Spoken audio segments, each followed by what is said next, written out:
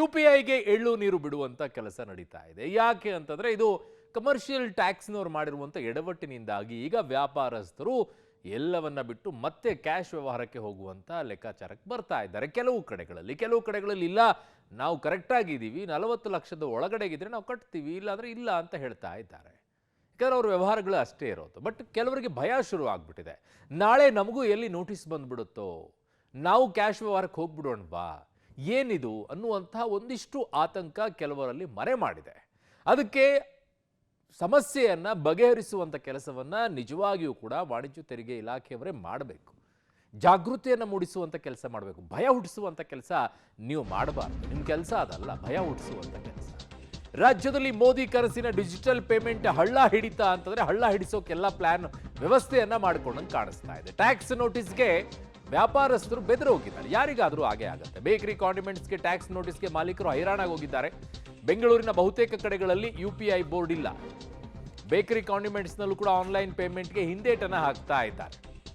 Public ಟಿವಿಗೆ ಮತ್ತೊಂದು reality check ಮೂಲಕವಾಗಿ ನಿಮ್ಮ ಮುಂದೆ ಮಾಹಿತಿಯನ್ನು ಇಡ್ತಾ ಇದ್ದೀವಿ. ಸೊ ಯಾವ ರೀತಿಯಾಗಿ ಡಿಜಿಟಲ್ ಪೇಮೆಂಟ್ ಹಳ್ಳ ಹಿಡಿಯುವಂತ ಕೆಲಸಕ್ಕೆ ಕಮರ್ಷಿಯಲ್ ಟ್ಯಾಕ್ಸ್ ಆಫೀಸರ್ಸ್ಗಳೇ ಮುಂದಾಗಿದ್ದಾರೆ ಅನ್ನೋದಕ್ಕೆ ಇದೊಂದು ಬೆಸ್ಟ್ ಎಕ್ಸಾಂಪಲ್. ಅವರನ್ನು ಕೇಳಿದ್ರೆ ನಾವು ಏನು ಮಾಡ್ತಾ ಇದ್ದೀವಿ, 40 ಲಕ್ಷದ ಮೇಲ್ಗಡೆಗಿರೋದಕ್ಕೆ ನಾವು ಅವರಿಗೆ ನೋಟಿಸನ್ನು ಕೊಟ್ಟಿದ್ದೀವಿ, ಅದನ್ನು ಕೊಡಬಾರ್ದಾ ಅಂತಂದ್ರೆ ಕೊಡಿ, ಬೇಡ ಅನ್ನೋದಿಲ್ಲ. 4-5 ವರ್ಷದಿಂದ ಯಾಕೆ ಕೊಡಲಿಲ್ಲ ಅವರಿಗೆ? ನೀವು ನಿಮ್ಮ ತಪ್ಪು ಇದೆಯಲ್ವಾ? ಅದರಲ್ಲಿ ಕೇಳಬೇಕಾಗಿತ್ತಲ್ವಾ, ಹೇಳಬೇಕಾಗಿತ್ತಲ್ವಾ? ತುಂಬ ವ್ಯಾಪಾರಸ್ಥರಿಗೆ ಗೊತ್ತಿಲ್ಲ ಈ ವಿಚಾರದಲ್ಲಿ. ಒಂದು ಕಿರಾಣಿ ಅಂಗಡಿ ಇಟ್ಕೊಳ್ಳೋಣ ಬಿಡು ಅಂತ ಹೇಳ್ಬಿಟ್ಟು ಪಾಪ ಹಳ್ಳಿಗಳಲ್ಲೆಲ್ಲ ಕಿರಾಣಿ ಅಂಗಡಿ ಇಟ್ಕೊಳ್ತಾರೆ. ಸಿಟಿಗಳಲ್ಲೂ ಕೆಲವು ಏರಿಯಾಗಳಲ್ಲೆಲ್ಲ ಇಟ್ಕೊಳ್ತಾರೆ ಒಂದು ಕಿರಾಣಿ ಅಂಗಡಿ. ಒಂದಿಲ್ಲ BBMPಯಲ್ಲಿ ಒಂದು ಪರ್ಮಿಷನು ಅಥವಾ ಗ್ರಾಮ ಪಂಚಾಯತಿಯಲ್ಲಿ ಒಂದು ಪರ್ಮಿಷನ್ ತೊಗೊಂಡು ಬಿಟ್ಕೊಂಡು ಅವ್ರ ಪಾಡಿಗೆ ಅವ್ರ ಅಂಗಡಿ ಇಟ್ಕೊಳ್ತಾರೆ. ಬಟ್ ಈ ಟ್ಯಾಕ್ಸ್ ಇಷ್ಟಾದ್ಮೇಲೆ ಇಷ್ಟು ಕಟ್ಟಬೇಕು ಅನ್ನುವಂಥದ್ದು ಗೊತ್ತಿರೋದಿಲ್ಲ. ಯಾರೋ ಬರ್ತಾರೆ, ಕ್ಯಾಶ್ ಕೊಡ್ತಾರೆ, ಇದೊಂದಿಷ್ಟು ಟ್ರಾನ್ಸ್ಫರ್ ಮಾಡಿಕೊಡಿ ನಮ್ಗೆ ಅಕೌಂಟಿಗೆ ಬೇಕು ಅಂತಾರೆ, ಪಾಪ ಅವ್ರ ಪಾಡಿಗೆ ಮಾಡಿಕೊಡ್ತಾರೆ. ಅದರ ಪರಿಣಾಮಗಳೇನಾಗುತ್ತೆ ಅಂತಂದರೆ ಅವರ ಲಿಮಿಟೇಷನ್ ಜಾಸ್ತಿ ಆಗ್ತಾ ಹೋಗ್ತಾ ಇದೆ. ಸೊ ಇದನ್ನು ಸ್ವಲ್ಪ ತಿಳಿಸಿ ಹೇಳಬೇಕು ಅವರಿಗೆ. ತಿಳಿಸಿ ಹೇಳುವಂಥ ಕೆಲಸವನ್ನು ಕಮರ್ಷಿಯಲ್ ಟ್ಯಾಕ್ಸ್ನವ್ರು ಮಾಡಬೇಕು. ನೀವು ಮಾಡಲ್ಲ. ನಿಮ್ದೇನು ಅಂತ ನೋಟಿಸ್ ಕೊಡು, ಕಟ್ಟು, ಇಲ್ಲ ಕರೆದುಬಿಟ್ಟು ಅಡ್ಜಸ್ಟ್ಮೆಂಟ್ ಮಾಡ್ಕೋ, ನಾವೆಲ್ಲ ಕ್ಲಿಯರ್ ಮಾಡ್ತೀವಿ, ಇಷ್ಟು ಕೊಡು ಅಂತ ಹೇಳ್ಕೊಂಡು ಈ ವ್ಯವಹಾರ ಮಾಡುವಂಥ ಕೆಲಸ ಇದೆಯಲ್ಲ, ಅದು ಬಹಳ ದೊಡ್ಡ ಮಟ್ಟದಲ್ಲಿ ನಡೆಸ್ತಾ ಇದ್ದೀರಾ. ನಿಮ್ಮ ಮೇಲೆ ಬಹುದೊಡ್ಡ ಆರೋಪ ಇರೋದೇ ಅದೇ. ಬನ್ನಿ ಸೆಟಲ್ಮೆಂಟ್ ಮಾಡ್ಕೊಳ್ಳೋಣ ಅಂತ ಕರಿತೀರಾ ಅಂತೆ. ಏನು ಹೇಳೋಣ ಇದಕ್ಕೆ? Settlement. What nonsense and what rubbish. ಸೆಟಲ್ಮೆಂಟಿಗೆ ಕರಿತಾ ಇದ್ದೀರಾ ಅವರನ್ನು. ಯಾವ ಸೆಟಲ್ಮೆಂಟು? ಕೊಟ್ಟಿರೋ ಟ್ಯಾಕ್ಸು 50 ಲಕ್ಷ ಬಂದಿದೆ, ಆಯಿತು ನಿಮಗೊಂದಿಷ್ಟು ಕನ್ಸೆಷನ್ ಮಾಡ್ತೀವಿ ಅಂತ ಹೇಳೋದು ಸೆಟಲ್ಮೆಂಟ್. ಅದು ಬೇರೆ. ನೀವು ಯಾವ ಸೆಟಲ್ಮೆಂಟು ಅಂತಂದರೆ ಒಂದು 30,000 ರೂಪಾಯಿ ಕೊಟ್ಬಿಡು, ನಾನು ಅದನ್ನೆಲ್ಲ ಸ್ವಲ್ಪ ಕಡಿಮೆ ಮುಗಿಸ್ಬಿಡ್ತೀನಿ ಅಂತ ಹೇಳೋದು. ನಿಮಗೆ ಬೇಕಾಗಿರೋದು ಅದು ಸೆಟಲ್ಮೆಂಟು. ಆ ಸೆಟಲ್ಮೆಂಟ್ ಬಗ್ಗೆ ಈಗ ಅನೇಕ ಗ್ರಾಹಕರು, ವ್ಯಾಪಾರಸ್ಥರು ಆರೋಪವನ್ನು ಮಾಡ್ತಾ ಇದ್ದಾರೆ ನಿಮ್ಮ ವಿಚಾರದಲ್ಲಿ. ತುಂಬ ಜನಕ್ಕೆ ಕರೆದುಬಿಟ್ಟು ಈ ರೀತಿಯಾಗಿ ಮಾಡ್ತಾ ಇದ್ದೀರಾ ಅಂಥೇಳಿ. ಆಮೇಲೆ ಅಂಗಡಿಯವರು ಕೂಡ ಈ ರೀತಿಯಾಗಿ UPIಯನ್ನು ತೆಗೆದು ಬಿಡ್ತೀನಿ, ನಾನು ಕ್ಯಾಶ್ ವ್ಯವಹಾರ ಮಾಡ್ತೀನಿ ಅಂತಂದರೆ ಭಾಳ ಕಷ್ಟ. ಅದು ಆ ರೀತಿಯಾಗಿ ಮಾಡೋಕ್ಕೆ ಹೋಗಬೇಡಿ. ಒಳ್ಳೇದಲ್ಲ ಅದು. No Google Pay, no PhonePe, no Paytm ಅಂತ ಹೇಳ್ತಾ ಇದ್ದಾರೆ. ಡಿಜಿಟಲ್ ಪೇಮೆಂಟ್ಗೆ ಗುಡ್ ಬೈ ಹೇಳಿ ಕ್ಯಾಶ್ ವ್ಯವಹಾರಕ್ಕೆ ಈಗ ಮುಂದಾಗ್ತಾ ಇದ್ದಾರೆ. ಬೆಂಗಳೂರಿನ ಬೇಕರಿಗಳಲ್ಲಿ ಓನ್ಲಿ ಕ್ಯಾಶ್ ಬೋರ್ಡ್ ಕಾಣಿಸ್ತಾ ಇದೆ. ಯಾಕೆ ಈ ಸಮಸ್ಯೆ ಬೇಕರಿಗಳಲ್ಲಿ ಅತಿ ಹೆಚ್ಚಾಗಿ ಕಾಣಿಸ್ತಾ ಇದೆ? ಬಿಲ್ಗಳಿಲ್ಲ. ಅವರು GST ನಾವೆಲ್ಲಿಂದ ಕಟ್ಟೋಣ ಅಂತ ಅವ್ರು ಕೇಳ್ತಾ ಇದ್ದಾರೆ. ಬೇಕರಿಗಳಲ್ಲಿ ಸಮಸ್ಯೆ ಏನು ಅಂತಂದ್ರೆ, ಅವರು ಸಕ್ಕರೆ ತಗೊಂಡಾಗ ಅದಕ್ಕೆ GST ಕೊಟ್ಟೆ ಸಕ್ಕರೆ ತೊಗೊಂಬಂದಿರ್ತಾರೆ. ಅವರು ಅಲ್ಲಿ ಬಳಕೆ ಮಾಡುವಂಥ ಮೈದಾಕ್ಕೂ ಕೂಡ ಸಕ್ಕರೆ ಕೊಟ್ಟೆ ತೊಗೊಂಡು ಬಂದಿರ್ತಾರೆ.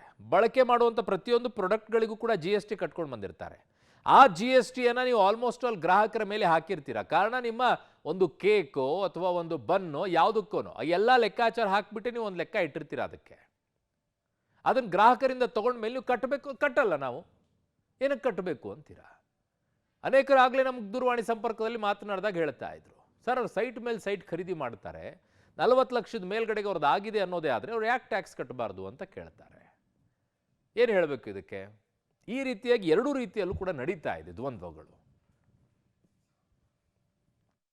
ಅಂಗಡಿಗೆ GST ಬಿಲ್ ಬಂದಿರೋದ್ರಿಂದ ನೋಡಿ ನಮಗೂ ಭಯ ಆಗಿದೆ. ಮುಂದೆ ಇನ್ನೊಂದು ನಮಗೂ ಬರ್ಬೋದೇನೋ, ಅವ್ರು ಕೊಡೋಷ್ಟು ಬಿಲ್ಲು ನಾವು ಕಟ್ಟೋ ಚೇಚನೆ ಇಲ್ಲ. ಅದಕ್ಕೋಸ್ಕರ ಮುಂಚೆನೇ ನಾವು ತೆಗೆದುಬಿಟ್ಟಿದ್ದೀರಿ ಸರ್. ರೆಗ್ಯುಲರ್ ಆಗಿ ಬರೋಂಥ ವ್ಯಾಪಾರಿಗಳೆಲ್ಲ ಏನು ಹೇಳ್ತಾ ಇದ್ದಾರೆ ಮೇಡಮ್? ಈಗ ಕ್ಯಾನ್ಸಲ್ ಆಗಿದೆ UPI, ಫೋನ್ ಪೇ ಇಲ್ಲ ಅಂದರೆ ನಮ್ಮ ಹತ್ರ ಕ್ಯಾಶ್ ಇಲ್ಲ ಇವಾಗ ಅಂದ್ಬಿಟ್ಟು ವಾಪಸ್ ಹೋಗ್ತಾ ಇದ್ದಾರೆ. ಕ್ಯಾಶ್ ಇರೋರು ಕೊಡ್ತಾರೆ, ಕ್ಯಾಶ್ ಇಲ್ಲದೆ ಇರೋರು ವಾಪಸ್ ಹೋಗ್ತಾ ಇದ್ದಾರೆ ಸರ್. ಎಷ್ಟು ಪರ್ಸೆಂಟ್ ವ್ಯಾಪಾರ ಕಡಿಮೆ ಆಗುತ್ತಾ ಇದೆ? ಅರ್ಧಕ್ಕರ್ಧ ಸರ್. ಕ್ಯಾಶ್ಗಿಂತ ಫೋನ್ ಪೇನೇ ಜಾಸ್ತಿ ಮಾಡೋರು ಇದ್ದಿದ್ದು, ಈಗ ಫೋನ್ ಪೇ ಇಲ್ಲ ಅಂದರೆ ಎಲ್ಲ ವಾಪಸ್ ಹೋಗ್ತಾ ಇದ್ದಾರೆ. ಅಂದರೆ ನಿಮಗೆ ಮುಂದೆ ನೋಟಿಸ್ ಬರ್ಬೋದು ಅನ್ನೋ ಬೈಕ್ ಹಾಂ ಸರಿ ಸರ್ ಹೌದು. ಈಗ ಎಷ್ಟು ನಮಗೆ ಗೊತ್ತಿರೋ ಅಂಗಡಿಗಳೇ ಸುಮಾರು ಜನ ತೆಗೆದು ಕೊಟ್ಟಿರೋದ್ರಿಂದ ಮುಂದಕ್ಕೆ ಬರ್ಬೋದು ಅನ್ನೋ ಭಯಕ್ಕೋಸ್ಕರ ತೆಗೆದು ಬಿಟ್ಟಿದ್ದೀರಿ ಸರ್. ಈಗ ಇನ್ನೊಂದು ಭಯದಲ್ಲಿ ನೀವು ಈ ರೀತಿಯಾಗಿ ಕ್ಯಾಶ್ ವ್ಯವಹಾರಕ್ಕೆ ಹೋಗೋದಾದ್ರೆ ನಿಮಗೆ ನಷ್ಟ ಆಗತ್ತೆ, ಬೇರೆ ಏನೂ ಇಲ್ಲ. ಇನ್ನೊಂದು ಅಂಗಡಿಯಲ್ಲಿ ಹೋಗ್ತಾರೆ ಅವರು. ಸೊ ಇದು ಒಂದು ರೀತಿಯಾಗಿ ನಡೀತಾ ಇದೆ. ನೀವು ಭಯದಲ್ಲಿ ನೀವು ಕ್ಯಾಶ್ ವ್ಯವಹಾರ ಮಾಡಕ್ಕೆ ಶುರು ಮಾಡಿ ನಿಮಗೆ ಯಾಕೆ ನೀವು ನಷ್ಟ ಮಾಡ್ಕೊಳ್ತೀರಾ? ನಿಮ್ಗೆ 40 ಲಕ್ಷದ ಒಳಗಡೆ ಇದ್ರೆ ಭಯ ಯಾಕೆ ನಿಮಗೆ? ನಂದಿನಿ ಬೂತ್ ಮಾಲೀಕರಿಗೂ ಕೂಡ ಟ್ಯಾಕ್ಸ್ ಶಾಕ್ ಅನ್ನ ಕೊಟ್ಟಿದ್ದಾರೆ. ನೋಡಿ, ನಿಮ್ಮ ಅಕೌಂಟಲ್ಲಿ ಏನು ವ್ಯವಹಾರ ಆಗಿದೆ ಅನ್ನುವಂಥದ್ದು ಇಂಪಾರ್ಟೆಂಟ್ ಆಗುತ್ತೆ. ನಿಮ್ಮ ವ್ಯಾಪಾರ ಅಂಗಡಿಗಳ ವಿಚಾರ ಅಷ್ಟೇ ಅಲ್ಲ. ಹಾಲು ಮಾರಾಟಗಾರರಿಗೂ ಕೂಡ ಒಂದು ಭಯ. ನಂದಿನಿ ಬೂತ್ ಮಾಲೀಕರಿಗೆ 1/2 ಕೋಟಿ ತೆರಿಗೆಯನ್ನ ನೋಟಿಸ್ ಕೊಟ್ಟಿದ್ದಾರೆ. ಅಂದ್ರೆ 52 ಲಕ್ಷ ಟ್ಯಾಕ್ಸ್ ಕಟ್ಟಬೇಕು ಅಂತ ಅಧಿಕಾರಿಗಳು ಸೂಚನೆಯನ್ನ ಕೊಟ್ಟಿದ್ದಾರೆ. ಕಚೇರಿಗೆ ಆಗಮಿಸುವಂತೆ ಮಾಲೀಕ ಅಭಿಷೇಕ್ಗೆ ಸೂಚನೆಯನ್ನ ಕೊಟ್ಟಿದ್ದಾರೆ. ಇಷ್ಟೊಂದು ಹಣ ಎಲ್ಲಿಂದ ಪಾವತಿ ಮಾಡಲಿ ಅಂತ ಅವರು ಪಾಪ ಪ್ರಶ್ನೆಯನ್ನ ಎತ್ತಾ ಇದ್ದಾರೆ. ಏನಾಗಿದೆ ಅಲ್ಲಿ? ಎಲ್ಲಿಂದ ವ್ಯವಹಾರ ಆಯಿತು? ನಿಜವಾಗಿಯೂ ಕೂಡ ಅಷ್ಟು ವ್ಯವಹಾರ ಆಗಿದೆಯಾ? 52 ಲಕ್ಷ ಕಟ್ಟುವಷ್ಟು ಎಷ್ಟು ವರ್ಷಗಳದ್ದಿದು? ಒಂದೇ ವರ್ಷಕ್ಕೆ ಇಷ್ಟು ಬಂತ? ಏನು ವಹಿವಾಟಾಗಿದೆ? ಅನೇಕ ಕಡೆಗಳಲ್ಲಿ ಸೆಟಲ್ಮೆಂಟ್ ಬಗ್ಗೆ ಮಾತನಾಡ್ತಾ ಇದ್ದಾರೆ ಕರೆದು ಬಿಟ್ಟು. ದಯವಿಟ್ಟು ಈ ನಿಟ್ಟಿನಲ್ಲಿ ಯೋಚನೆ ಮಾಡಬೇಕು. ಅಷ್ಟು ವಾಟ್ಸಪ್ಪಲ್ಲಿ ಬಂದಿತ್ತು. ವಾಟ್ಸಪ್ಪಲ್ಲಿ ಬಂದಿದ್ದಕ್ಕೆ ನಾವೇನು ರಿಯಾಕ್ಟ್ ಏನು ಮಾಡಿಲ್ಲ. ಅದು ಸರ್ ಏನೋ ಫೇಕ್ ಇರ್ಬೋದು ಅದರಿಂದ ಅಂದ್ಕೊಂಡು ನಾನೇನು ಫೇಕ್ ಇದೆ ಅಂದ್ಬಿಟ್ಟು ಅದರಿಂದ ನಾನೇನೋ ಇದು ಮಾಡ್ಕೊಂಡಿರಲಿಲ್ಲ. ಮತ್ತು ತಿರ್ಗಾ ಕಾಲ್ ಬಂತು, GST ಆಫೀಸಿಂದ ಕಾಲ್ ಮಾಡ್ತಾ ಇದ್ದೀರಿ, ನಿಮಗೆ ಈ ಥರ ಇದು ಬಂದಿದೆ ಟ್ಯಾಕ್ಸು, ನೀವೇನು ಪೇಮೆಂಟ್ ಏನಕ್ಕೆ ಇದು ಮಾಡಿಲ್ಲ ಅಂತ ಬಂದು ಇನ್ಫಾರ್ಮ್ ಮಾಡಿಲ್ಲ ಅಂತ. ನಮಗೇನು ಗೊತ್ತಿರಲಿಲ್ಲ ಇದ್ರ ಬಗ್ಗೆ ಮಾಹಿತಿ, ಯಾರು ಏನು ಹೇಳಿಲ್ಲ ನಮಗೆ. ಸೊ ಇನ್ನೊಂದು ಸ್ವಲ್ಪ ದಿವಸ ಆಗಿದ್ಮೇಲೆ ನನಗೆ ಮನೆಗೆ ನೋಟಿಸ್ ಬಂತು. ನೋಟಿಸ್ ನೋಡಿ, ಇದೆ ನೋಟಿಸ್ ಬಂದಿದೆ. ನಾನು ಸರಿ ಆಮೇಲೆ ಕನ್ಫರ್ಮ್ ಮಾಡಿಕೊಂಡೆ ಇದು ನಿಜ ಇರ್ಬೋದು ಅಂತ. ಆಮೇಲೆ GST ಆಫೀಸ್ಗೆ ಹೋಗಿದ ತಕ್ಷಣ ಅವ್ರು ಇದ್ಕೊಂಡು ಈ ಥರ ಸರ್ ನಾನು ಈ ಥರ ಹಾಲು ಅಂಗಡಿ ಇಟ್ಟಿರೋದು, ನಾನು ತಿಂಗಳಿಗೆ 20,000 ಮಾಡ್ತೀನಿ. 20,000 ಮಾಡಿದ್ರೆ ನನಗೆ ಸಿಗೋದೆ 2,000. ಅದರಲ್ಲೂ ಕರೆಂಟ್ ಬಿಲ್ಲು ನೀರು ಬಿಲ್ ಅಂತ ಹೋದರೆ ಸಿಗೋದೆ 1,000 800 ಇದೆಲ್ಲ 52,54,000 ನನಗೆ ಇದು ಮಾಡಿದ್ದೀರಾ. ನಾನು ಎಲ್ಲಿಂದ ಹೋಗಲಿ ಸರ್, ಏನು ಮಾಡಲಿ ಏನಂತ ನನಗೆ ಗೊತ್ತಿಲ್ಲ ಸರ್. ಅದಕ್ಕೆ ಹೋಗ್ಬಿಟ್ಟು ಇದನ್ನು ಸ್ಟೇಟ್ಮೆಂಟ್ ತೊಗೊಂಬನ್ನಿ, ನಿಮ್ಮದು ಸ್ಟೇಟ್ಮೆಂಟ್ ತೊಗೊಂಬನ್ನಿ, ನಾನು ಇದು ಮಾಡಿ ಅಂತ ಹೇಳಿ ಕಳಿಸಿದ್ದಾರೆ ಸರ್. ಸರ್ ನಾನು ಒಂದು 3 ವರ್ಷದಿಂದ ಮಾಡ್ತಾಯಿದ್ದೀನಿ ಸರ್. ವ್ಯಾಪಾರ ಶುರು ಮಾಡಿ 3 ವರ್ಷ ಆಯ್ತು ಇವಾಗ. ಸರ್ ಇಲ್ಲ ಸರ್, ಅಷ್ಟಾಗಿದ್ರೆ ನಾನು ಏನಕ್ಕೆ ಸರ್ ಇಲ್ಲಿ ನಿಂತ್ಕೊತಾ ಇದ್ದೆ ಇಷ್ಟು. ಅಲ್ಲ, ನೀವು 20,000 ದುಡಿತಾರೆ, ನಿಮ್ಮ ಸ್ಟೇಟ್ಮೆಂಟಲ್ಲೂ ಅದೇ ಬರಬೇಕಲ್ವಾ? ನಿಮ್ಮ ಅಕೌಂಟ್ ಸ್ಟೇಟ್ಮೆಂಟಲ್ಲಿ ಏನು ವ್ಯವಹಾರ ಇದೆ ಅನ್ನೋದು ಟ್ರಾನ್ಸಾಕ್ಷನಲ್ಲೇ ಇರುತ್ತೆ ಅಲ್ವಾ? ಆ ಟ್ರಾನ್ಸಾಕ್ಷನ್ ಗೊತ್ತಾಗಬೇಕಲ್ವಾ? ಸೊ ಈ ವಿಚಾರಗಳಲ್ಲಿ ಈಗ ಏನಾಗ್ತಾ ಇದೆ ಅನ್ನುವಂಥದ್ದನ್ನು ನೋಡಬೇಕಾಗಿದೆ. ಸೊ ಬೇಕರಿಗಳಲ್ಲಿರುವಂಥವ್ರಿಗೆ, ನಂದಿನಿಯಲ್ಲಿರುವಂಥವ್ರಿಗೆ ಈ ಸಮಸ್ಯೆಗಳಾಗ್ತಾ ಇದೆ. ಸಣ್ಣ ಸಣ್ಣ ಅಂಗಡಿಗಳಲ್ಲಿರುವಂಥವ್ರು. ಹೂವಿನ ವ್ಯಾಪಾರಿಗೂ ಕೂಡ ಟ್ಯಾಕ್ಸ್ ಶಾಕ್ ಈಗ ಬಂದಿದೆ. ಉಳ್ಳಾಳದ ಹೂವಿನ ವ್ಯಾಪಾರಿ ಸೋಮೇಗೌಡನಿಗೆ ಈಗ ನೋಟಿಸನ್ನು ನೀಡಿದ್ದಾರೆ. 55 ಲಕ್ಷ ಟ್ಯಾಕ್ಸ್ ಪಾವತಿಸುವಂತೆ ನೋಟಿಸನ್ನು ನೀಡಿರೋದು. ತಳ್ಳುವ ಗಾಡಿಯಲ್ಲಿ ಹೂ ಮಾರ್ತಾ ಇರುವಂಥ ಸೋಮೇಗೌಡ ಎಲ್ಲಿಂದ ಕಟ್ಟಬೇಕು ಅಂತ ಕೇಳ್ತಾ ಇದ್ದಾರೆ. 10 ವರ್ಷದಿಂದ ಹೂವಿನ ವ್ಯಾಪಾರವನ್ನು ಮಾಡ್ತಾ ಇದ್ದೀನಿ ನಾನು ಅಂತ ಹೇಳಿ ಈಗ ನೋಟಿಸ್ ಬಂದರೆ ಪ್ರಾಣ ಬಿಡಬೇಕಾಗತ್ತೆ ಅಂತ ಅವ್ರು ಹೇಳಿದ್ದಾರೆ.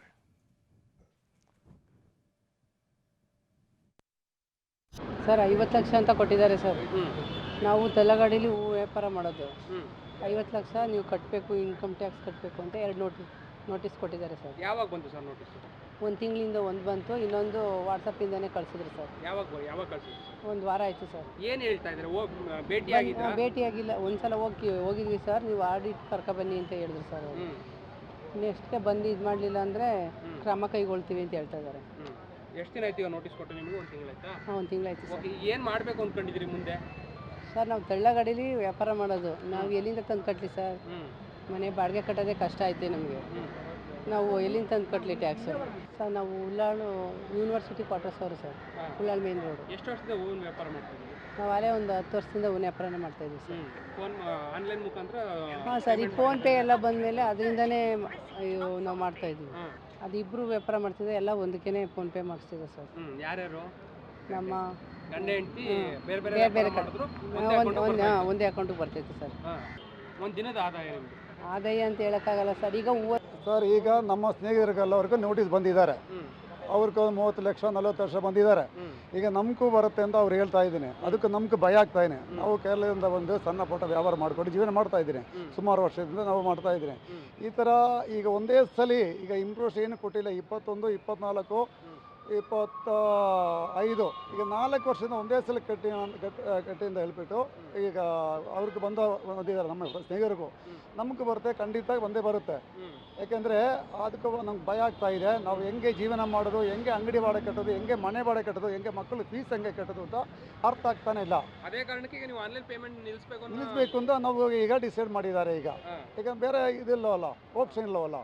ಈಗ ನಮ್ಮದು ವ್ಯಾಪಾರದಲ್ಲಿ ನಮ್ಮ ಮಾರ್ಜಿನ್ ಭಾಳ ಕಮ್ಮಿ. ಹಾಲು ವ್ಯಾಪಾರ ನಮ್ಗೆ ಗೊತ್ತು, 1 ಲೀಟ್ರ್ ಹಾಲು ಮಾರಿದ್ರೆ ನಮ್ಗೆ 1 ರೂಪಾಯಿ ಸಿಗುತ್ತೆ.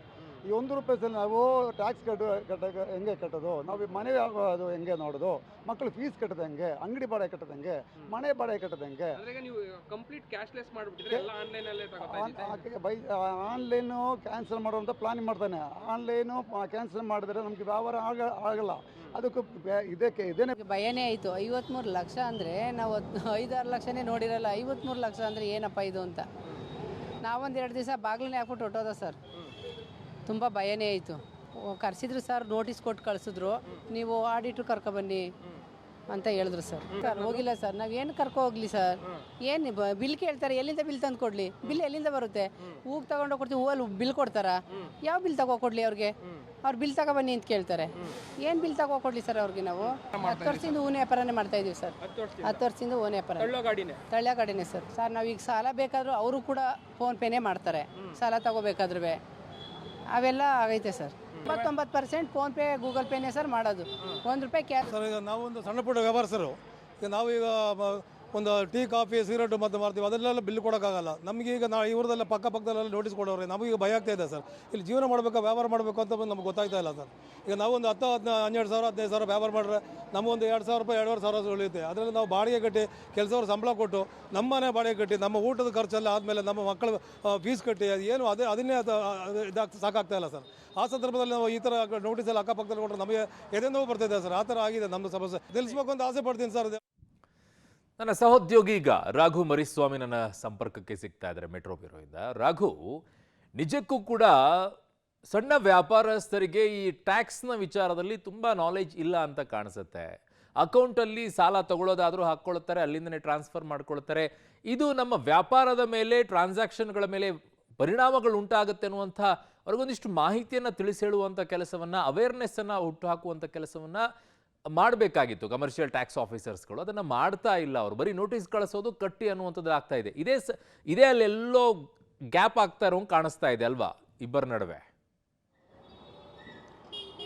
ಖಂಡಿತವಾಗಿಯೂ ಅರುಣ್, ಯಾವಾಗ ಈ ಮಾಹಿತಿ ಇಲ್ಲದೆ ನೇರವಾಗಿ ನೋಟಿಸ್ ಅಂಗಡಿ ಓನರ್ಗಳಿಗೆ ಹೋಗೋದಕ್ಕೆ ಶುರುವಾಯಿತು, ಸಣ್ಣ ಪುಟ್ಟ ವ್ಯಾಪಾರಿಗಳಿಗೆ ಹೋಗೋದಕ್ಕೆ ಶುರುವಾಯಿತು, ಅವರೆಲ್ಲರೂ ಕೂಡ ಒಂದು ರೀತಿ ಆತಂಕಕ್ಕೆ ಒಳಗಾಗ್ತಾ ಇದ್ರೆ ಇಷ್ಟೊಂದು ಹಣವನ್ನು ನಾವು ಹೇಗೆ ಕಟ್ಟೋದು ಅನ್ನುವಂತಹ ದೊಡ್ಡ ಗಾಬರಿ ಅವರಲ್ಲಿ ಉಂಟು ಮಾಡ್ತಾ ಇದೆ. ಸೊ ಅದೇ ಕಾರಣಕ್ಕಾಗಿ ಈಗಾದರೆ ಪರಿಸ್ಥಿತಿಯನ್ನು ಮುಂದೆ ನಾವು ಹೇಗೆ ಎದುರಿಸಬೇಕು, ಜೊತೆಗೆ ಹಣವನ್ನು ಎಲ್ಲಿಂದ ತಂದು ಕಟ್ಟಬೇಕು ಅನ್ನುವಂಥ ಅನೇಕ ಪ್ರಶ್ನೆಗಳು ಕೂಡ ಅವರ ತಲೆಯಲ್ಲಿ ಬರ್ತಾ ಇದೆ. ಜೊತೆಗೆ ಏನು ಮಾಡಬೇಕು ಅನ್ನುವಂತಹ ಗೊಂದಲ ಅವರೆಲ್ಲರನ್ನೂ ಕೂಡ ಕಾಡೋದಕ್ಕೆ ಶುರುವಾಗಿದೆ. ಇದೇ ಕಾರಣಕ್ಕಾಗಿ ಇಡೀ ರಾಜ್ಯದಲ್ಲಿ ಈ ರೀತಿಯಾದಂತಹ ಸಮಸ್ಯೆ ಅನೇಕ ಕಡೆಗಳಲ್ಲಿ ಉದ್ಭವ ಆಗಿದೆ. UPIನ ನಾವು ಬಳಕೆಯನ್ನು ಮಾಡಬೇಕಾ ಅನ್ನುವಂತಹ ಪ್ರಶ್ನೆಗೆ ಅವರೆಲ್ಲರೂ ಕೂಡ ಮುಂದಾಗಿ ಅನೇಕ ಕಡೆಗಳಲ್ಲಿ UPI ಸ್ಟಿಕ್ಕರ್ಗಳೇನಿದ್ವು ಅವೆಲ್ಲವನ್ನ ಕೂಡ ತೆರವು ಮಾಡುವಂಥ ಕೆಲಸವನ್ನು ಮಾಡ್ತಾ ಇದೆ. ಬೆಂಗಳೂರಿನ ಅನೇಕ ಕಡೆ ಇದಕ್ಕೆ ಸಂಬಂಧಪಟ್ಟಂತೆ ಒಂದಷ್ಟು ಕಡೆ ಅಭಿಯಾನಗಳು ಕೂಡ ಆರಂಭ ಆಗ್ತಾ ಇದೆ. ಎಲ್ಲೆಲ್ಲಿ UPIನ ಬಳಕೆಯನ್ನು ಮಾಡ್ತಾ ಇದ್ರು ಅಂದರೆ ಯಾರಿಗೆ ಇದರ ನೋಟಿಸ್ಗಳು ಬಂದಿಲ್ವೋ ಅವರು ಕೂಡ ಮುಂದೆ ನಮಗೆ ಬರಬಹುದು ಅನ್ನುವಂಥ ಕಾರಣಕ್ಕಾಗಿ ಈಗ UPI ಸ್ಟಿಕ್ಕರ್ಗಳನ್ನು ತೆಗೆದು ಕ್ಯಾಶ್ ಲೆಸ್ ಏನಿತ್ತು ಅದನ್ನ ಈಗ ಕ್ಯಾಶ್ ಇನ್ನಾಗಿ ನಾವು ಕ್ಯಾಶಲ್ಲೇ ವ್ಯವಹಾರವನ್ನು ಮಾಡಬೇಕು ಅನ್ನುವಂಥ ನಿಟ್ಟಿನಲ್ಲಿ ನಗದು ವ್ಯವಹಾರ ಮಾತ್ರ ಅಂತೇಳಿ ಬೋರ್ಡ್ಗಳನ್ನು ಹಾಕಿಕೊಳ್ತಾ ಇದ್ದಾರೆ. ಗಮನಿಸ್ತಾ ಇರ್ಬೋದು, ನಾನೀಗ ಬೆಂಗಳೂರಿನ ESI ಆಸ್ಪತ್ರೆ ಏನಿದೆ, ರಾಜಾಜಿನಗರ ESI ಆಸ್ಪತ್ರೆಯ ಒಂದು ಕಂಡಿಮೆಂಟ್ಸ್ನ ಮುಂಭಾಗದಲ್ಲಿದ್ದೇನೆ. ಅವರು ಯಾವಾಗ ಬೇರೆಯವರೆಲ್ಲರಿಗೂ ಕೂಡ ನೋಟಿಸ್ಗಳು ಬರೋದಕ್ಕೆ ಶುರುವಾಯಿತು ಆ ಕೂಡಲೇ ನಮ್ಮಲ್ಲಿ UPI ಬಳಸೋದಿಲ್ಲ, ದಯವಿಟ್ಟು ಸಹಕರಿಸಿ ಅಂತ ಹೇಳಿ ಒಂದು ಪೋಸ್ಟನ್ನು ಹಾಕಿದ್ರು. ಅಂದರೆ ಇವರು ಅಂಟಿಸಿರುವಂತಹ ಈ ಪೋಸ್ಟರ್ ಏನಿದೆ ಇದರ ಹಿಂಭಾಗದಲ್ಲೇ UPI ಸ್ಟಿಕ್ಕರನ್ನು ಅಂಟಿಸಿದ್ರು. ದಿನನಿತ್ಯವೂ ಕೂಡ ಅದರಿಂದಲೇ ಅವರು ವ್ಯವಹಾರಗಳನ್ನು ಮಾಡ್ತಾಯಿದ್ರು. ಅವ್ರು ಹೇಳುವಂಥ ಪ್ರಕಾರ ಸುಮಾರು 95% ಜನ ಬಂದಂಥವ್ರು ನಮಗೆ ನೇರವಾಗಿ UPI ಮುಖಾಂತರವೇ ವ್ಯವಹಾರವನ್ನು ಮಾಡ್ತಾಯಿದ್ರು. ಬಟ್ ಈಗ ಇದು ಹಾಕಿರುವಂಥ ಕಾರಣಕ್ಕಾಗಿ ಅನೇಕರು ಇರುವಂಥವ್ರು, ಕ್ಯಾಶ್ ಇರುವಂಥವ್ರು ಪೇ ಮಾಡ್ತಾ ಇದ್ದಾರೆ, ಕ್ಯಾಶ್ ಇಲ್ಲ ಅಂದರೆ ಅವರು ವಾಪಸ್ ಹೋಗುವಂಥ ಕೆಲಸವನ್ನು ಮಾಡ್ತಾ ಇದ್ದಾರೆ ಅಂತ ಅವರು ಹೇಳ್ತಾ ಇದ್ರು. ನಮ್ಮೊಟ್ಟಿಗೆ ಅಂಗಡಿ ಮಾಲೀಕರಿದ್ದಾರೆ, ಮಾತನಾಡಿಸ್ತೇನೆ. ಮೇಡಮ್, UPI ಬಳಸೋದಿಲ್ಲ ಅಂತ ಹೇಳಿ ಸ್ಟಿಕ್ಕರ್ ಅಂಟಿಸಿದ್ರಿ, ಏನಾಯಿತು, ಯಾಕೆ? ಎಲ್ಲರಿಗೂ ಜಿ ಎಸ್ ಟಿ ಟ್ಯಾಕ್ಸ್ ಬಂದಿರೋ ಉದ್ದೇಶದಿಂದ ನಾವು ಅದಕ್ಕೆ ನಮಗೂ ಬರ್ಬೋದು ಅನ್ನೋ ಭಯದಿಂದ ತೆಗ್ದಿದ್ದೀರಿ ಸರ್ ಯು ಪಿ ಎಲ್ ಬಳಸಲ್ಲ ಅಂದ್ಬಿಟ್ಟು. ಯಾವಾಗ ತೆಗೆದ್ರಿ ಮೇಡಮ್? ಯಾವಾಗ 3 days ಆಯಿತು ಸರ್ ತೆಗೆದು ಕಂಪ್ಲೀಟ್ ಆಗಿ? ಹಾಂ, ಈಗ ಹೆಂಗ್ ವ್ಯವಹಾರ ಮಾಡ್ತಾ ಇದೀರಿ ಅದರಿಂದ? ಕ್ಯಾಶ್ ಮಾಡ್ತಾ ಇದ್ದೀರಿ ಸರ್. ಕಷ್ಟ ಆಗ್ತಾ ಇದೆ ಹೇಗೆ? ಕಷ್ಟ ಆಗ್ತಾ ಇದೆ ಸರ್. ಏನ್ ಹೇಳ್ತಾರೆ ಬರುವಂತ ಗ್ರಾಹಕರು? ಫೋನ್ಪೇ ಇಲ್ಲ ಅಂದರೆ ಕ್ಯಾಶ್ ನಾವು ತೊಗೊಂಬರೋಕ್ಕಲ್ಲ, ಎ ಟಿ ಎಮ್ಗೆ ಹೋಗಿ ತರಬೇಕು, ಅಷ್ಟು ಟೈಮ್ ಇಲ್ಲ ನಮಗೆ ಅಂತ ಹೇಳ್ತಾ ಇದ್ದಾರೆ. ಮತ್ತೆ ನಿಮ್ಗೆ ಬಿಸ್ನೆಸ್ ಆಗ್ತಾ ಇದೆಯಾ? ಆಗ್ತಾ ಇಲ್ಲ ಸರ್, ಮುಂದೆ ಬಂದರೆ ಅಷ್ಟು ದುಡ್ಡು ನಾವು ಕಟ್ಟೋಕ್ಕಾಗಲ್ವಲ್ಲ, ಅದಕ್ಕೋಸ್ಕರ ಆದಷ್ಟು ಆಗಲಿ ಅಂದ್ಬಿಟ್ಟು ತೆಗ್ದಿದ್ದೀರಿ ಸರ್. ಅಂದ್ರೆ ಇನ್ನು ಮುಂದೆ ಯೂಸೇ ಮಾಡೋದು ಬೇಡ ಅಂತ ಹೇಳಿ ನಿರ್ಧಾರ ಮಾಡಿದ್ರೆ ಹೇಗೆ? ನೋಡೋಣ ಸರ್, ಏನಾಗುತ್ತೆ ಅದ್ರ ಮೇಲೆ ಡಿಪೆಂಡ್ ಸರ್. ಸದ್ಯಕ್ಕಂತೂ ಯೂಸ್ ಮಾಡಲ್ಲ? ಇಲ್ಲ. ಓಕೆ, ಬಹಳ ಕ್ಲಿಯರ್ ಆಗಿದೆ ಅರುಣ್. ಇವರೊಬ್ರು ಮಾತ್ರ ಅಲ್ಲ, ಬೆಂಗಳೂರಿನ ಅನೇಕ ಕಡೆಗಳಲ್ಲಿ ಇದೇ ರೀತಿಯಾದಂಥ ಅಭಿಯಾನ ಆರಂಭ ಆಗ್ತಾ ಇದೆ. ನಾವಂತೂ ಯಾವುದೇ ಕಾರಣಕ್ಕೂ ಯು ಪಿ ಐ ಬಳಕೆ ಮಾಡೋದಿಲ್ಲ. ಮುಂದೊಂದು ದಿನ ನಮಗೂ ಇದೇ ರೀತಿ ನೋಟಿಸ್ ಬಂದರೆ ನಾವು ಏನು ಮಾಡಬೇಕು ಅನ್ನುವಂಥ ಪ್ರಶ್ನೆ ಇರುವಂಥ ಕಾರಣಕ್ಕಾಗಿ ಈಗ ಆಗ್ತಾ ಇದೆ. ಅಧಿಕಾರಿಗಳು ಮೊದಲಿಗೆ ಇವರಿಗೆ ಜಾಗೃತಿ ಮೂಡಿಸುವಂಥ ಕೆಲಸವನ್ನು ಮಾಡಿ ಏನಾಗ್ತಾ ಇದೆ, ಏನಾಗಬೇಕು ಅನ್ನುವಂಥ ವಿಚಾರವನ್ನು ಇವರಿಗೆ ಅರಿವು ಮೂಡಿಸುವಂಥ ಕೆಲಸವನ್ನು ಮಾಡಬೇಕಿತ್ತು. ಅದಾಗದೇ ಇರುವಂಥ ಪರಿಣಾಮ ಈ ರೀತಿಯಾದಂಥ ಸಮಸ್ಯೆಗಳು, ಆತಂಕ, ಭಯ ಎಲ್ಲ ವ್ಯಾಪಾರಿಗಳಲ್ಲಿ ಕಾಣ್ತಾ ಇದೆ. ಅರುಣ್. ಓಕೆ ರಾಘು, ನಿಮ್ಮೆಲ್ಲ ಮಾಹಿತಿಗೆ ಧನ್ಯವಾದಗಳು.